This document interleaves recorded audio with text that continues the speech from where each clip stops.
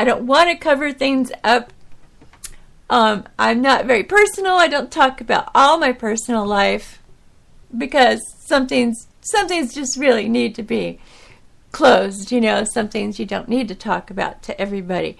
But I am in your face about taking care of yourself and being healthy, because you're going to die if you don't. Okay? You're going to die. There's no reason to die earlier than you should. Okay? I used to smoke. Now you talk about killing yourself right there. Smoking. I used to smoke a pack a day, every day, and I was choking and coughing. The last, 4 or 5 years, I was choking and coughing every day. I was coughing in my sleep, just choking in my sleep. And then I'd wake up and I was choking. It's like, oh. I was like, I'm getting cancer, or I'm going to screw up my lungs. Something's messed up with my lungs because I'm choking all the time. Hello? So I finally, decided I got to quit. This stuff is messing up my lungs. So I quit. It's about 4 or 5 years ago now. I can't even remember. I didn't write down the date. I don't think I wrote down the date anywhere. But I'm assuming it was 4 or 5 years ago. And I cough every once in a while. People even ask me, why are you coughing? I go, I don't know. Although I do get a runny nose a lot.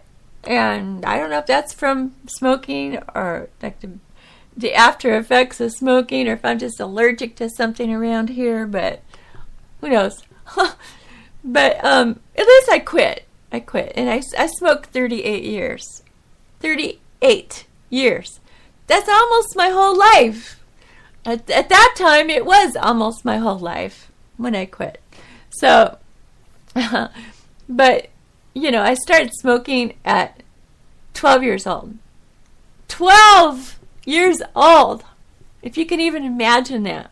Well, some of you have, but a lot of people just can't imagine that. So, I had to quit because I knew I was killing myself. Literally.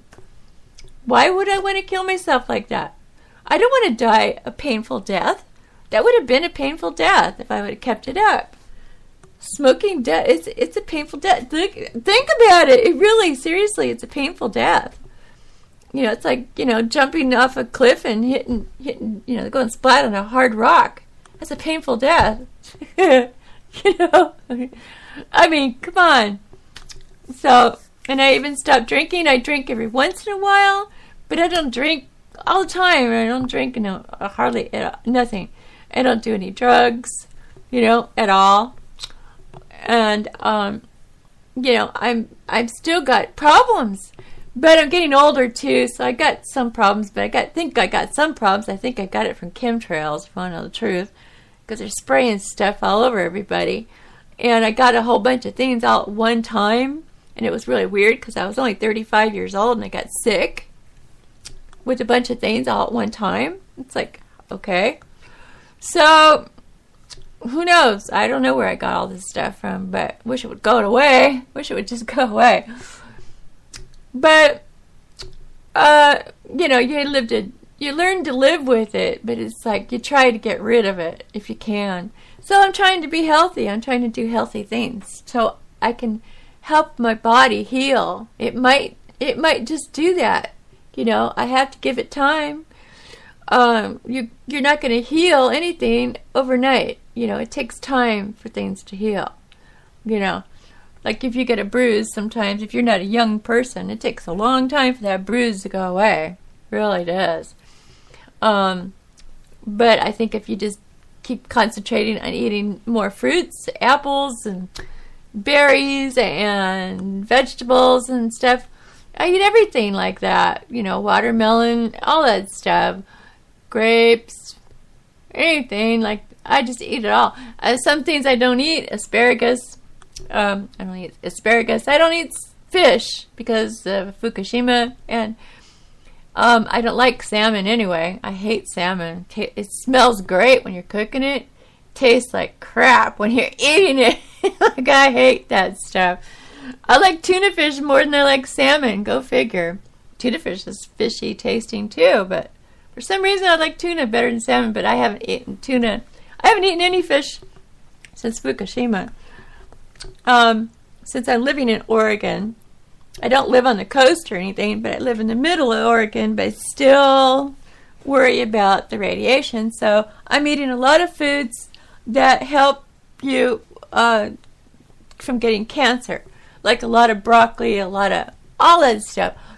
Lots of stuff could keep you from getting cancer. I eat it. So sometimes my body just tells me to go to the store and go get these certain things because my body seems to know more than I know what I want to eat, because I'll start getting cravings for certain things, and then I'll eat a whole bunch of that, and I'm feeling good afterwards. And, seeds and stuff are good for you. And also, what do you call it? Stuff like it's, darn, there I go. I'm forgetting again. I gotta eat something that helps me with my memory. I really do. I'm gonna have to look for a diet for people who got Alzheimer's because I need to start eating that stuff soon so I can get my memory back. Well, the stuff that that you shake up, like basil and oregano and whatever you call it stuff, all that stuff that you sprinkle on your food, you need it. That stuff's all good for you, and if you can grow it, it's even better than buying it at the store. Actually, this spring, I'm going to be planting a whole bunch of food. I don't know if I'm going to be successful, but I'm going to do it. This is my first time. But I do have a neighbor that does grow food, so I'm going to go ask her a few questions about what she does. Maybe she'll even come over and direct me. She might I'll set up a chair for her and she could tell me what to do from there. I don't know. I'll do it. So anyway, I'm going to play another song. Okay, and I'll be right back after these messages. Nah, not really. I'll be right back.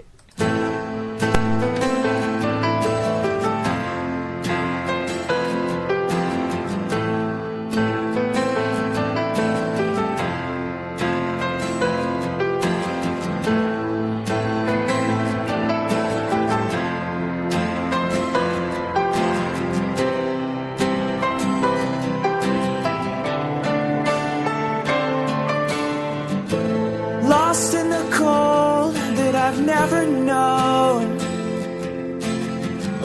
awakened only by a miracle. Sit in the blood, let your eyes flood, just don't let go. I owe it all to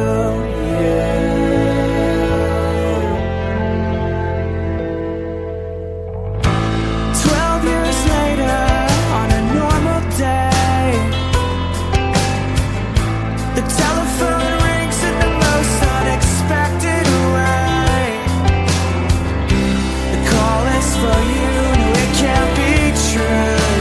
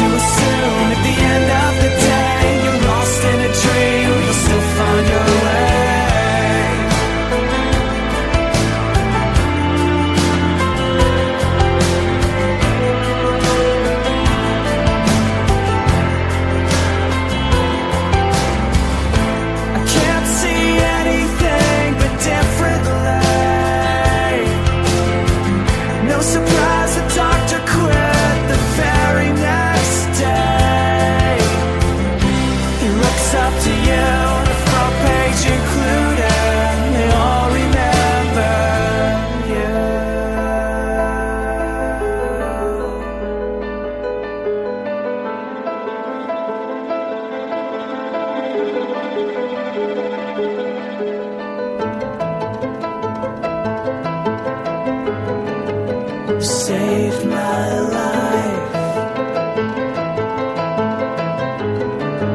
Saved me. Saved my life.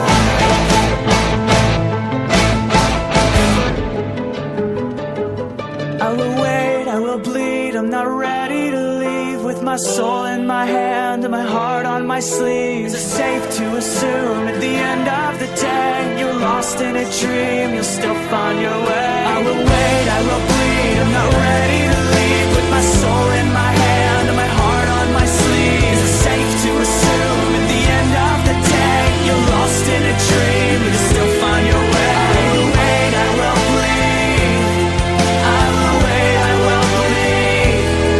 With my soul in my hands and my heart on my sleeve.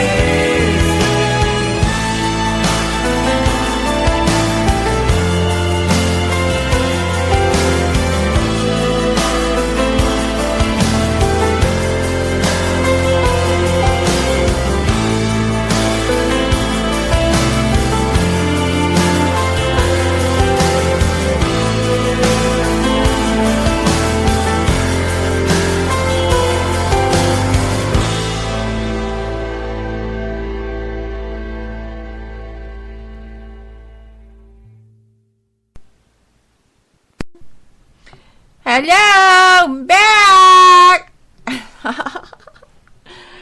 Okay, I got another story to read you. Not the whole story, but I'm gonna read some of it. This is pretty interesting. This happened. Let me see. I don't know, airplane. Oh, a U.S. Airways flight was canceled after passengers protested a blind man being kicked off the plane. The trouble began when Albert Rizzi was asked to keep his guide dog under his seat. My dog is not to be stowed, Rizzi said. The airline said Rizzi was disruptive, and when he and his dog were removed, the rest of the passengers left with him. I about that. The rest of the passengers got off the plane. Can you imagine that?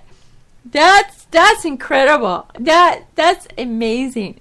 That's total respect and that's total compassion for that guy. That was awesome. I mean, I would do the same. I would get off the plane too. I was like, oh, that's bull. You know, he should be allowed to have his dog. I don't see what that dog's going to do. He's a good dog, I'm sure. You know, he's not, you know, some kind of crazy dog that's going to go bite people. He's there for his master because he's blind and he needs that dog. So I don't see why he can't have his dog. You know, these stupid rules that they make on this world are just nuts sometimes. These laws and the rules that they make don't make sense to me. They never did. Ridiculous crap. I had a cat one time that I stowed away on the plane with me. I put the cat in this big old hat box. I used to make these big old hat boxes for old ladies' hats. I call it old ladies or rich people's hats, whatever. Big old hat boxes, and you put a giant hat in there, and they protect your hat. Kind of strange, huh? But anyway, they used to have these things. And I poked a bunch of holes in it so the cat could breathe, you know. And the cat was tiny. He wasn't a big cat yet. He was a halfway kitten. So I put him in the box, you know, and I put him under the seat right next to by my legs. And then during the flight, the cat started going, mew, mew, mew, mew. And I'm like, shh, shh, shh, shh. You know, and I couldn't get him quiet. And the airline stewardess, at the time we called him stewardess, she came over and found out that I had a cat. She said, can I take that? She says, I'll just put it in the back seat, back of the plane. And I was like, oh, okay. She knew there was a cat. So she put it in the back of the plane. She didn't, you know, do anything else. They were in the middle of the flight, in the middle of the air somewhere, and I don't think they were able to put it downstairs at the middle of the flight or something. I don't know how that actually works, but